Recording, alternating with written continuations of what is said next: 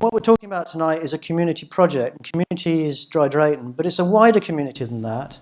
It's the people who are interested in what we're doing from other villages too. So the purpose of this evening is we're going to give an update of where we are with the project. We're going to talk about a plan to save the Black Horse. It says here our plan. Well, we started something off, but it's our plan that we're talking about. You're all part of that. So as by way of an introduction, those of us in T-shirts here, we're what we call the Black Horse Steering Group, and we were appointed by the Parish Council, and we had our first meeting in April this year. And what I want to do next is just introduce some of the people that have been involved. James Adams has effectively been our website master and has led the work on the business planning. Next, Ash. Where's Ash? Ash Bevelia. Ash is in the process of registering a legal entity for our project that gives us a vehicle to do the things we're going to talk about. Next, Adrian. Adrian Benison has been highly involved in organising us. He's the chairman of our steering group.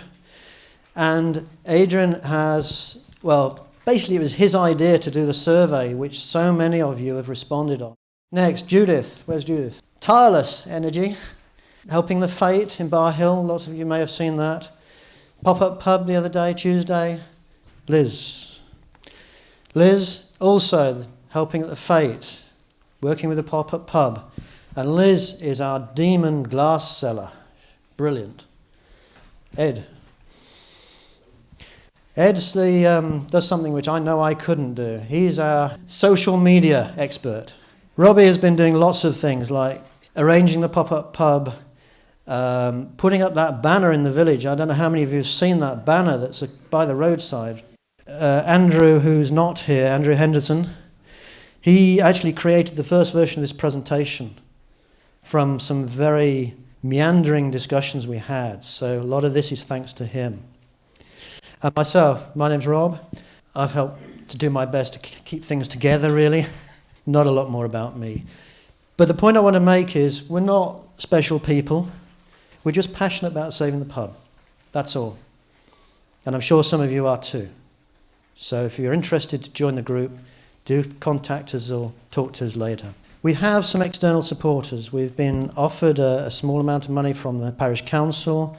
We have a bursary from something called the Plunkett Foundation, which also administer government money in terms of grants and loans to help this project. And also some advisors called The Pub is the Hub, and they're helping us with really on-the-spot operational advice. They know how these things work. There's 50 plus community-owned pubs around the country, and that's important. None of those has failed, so we're getting good advice from good people. Okay, the background. Black Horse is one of the oldest buildings in the village. I'm sure most of you know that. It's a historic listed building. And yes, we're interested in saving the building, but we're more interested in saving the pub as an operational pub. It ceased trading in January and has been dormant since. And the freehold and the leasehold are available for sale. And our project is largely based on purchasing the freehold. And James is going to talk some more about that in detail.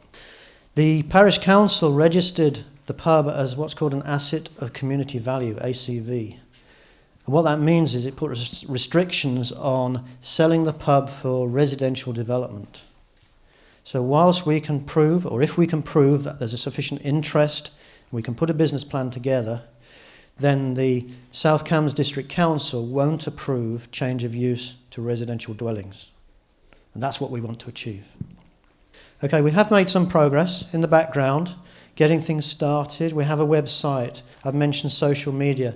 There's a newsletter, and we've been publicising ourselves as best we can at the beer festival, pop-up pubs, the Fate in Bar Hill. We've talked to others. There are other pubs who've been through this experience and are a little bit further on than we are. For example, the Hare and Hounds at Halton and the Pear Tree at Hildersham. We're in the process of registering what's called a Community Benefit Society. It's a cooperative. It's not quite a charity, but it's not far off. It's a mutual cooperative. which is the recommended type of legal entity for this sort of thing. It protects the pub from being taken over by one or two individuals who want to sort of manage it for personal gain. We've also commissioned and received a professional valuation of the pub as a licensed premises, as opposed to a valuation for commercial development. So although we also know what's being asked by the vendor, we also know what actually the commercial value is as a licensed premises. We know what the gap is, and there's a big gap. Adrian, this is now you. So I'll hand over. Adrian's going to talk about the survey.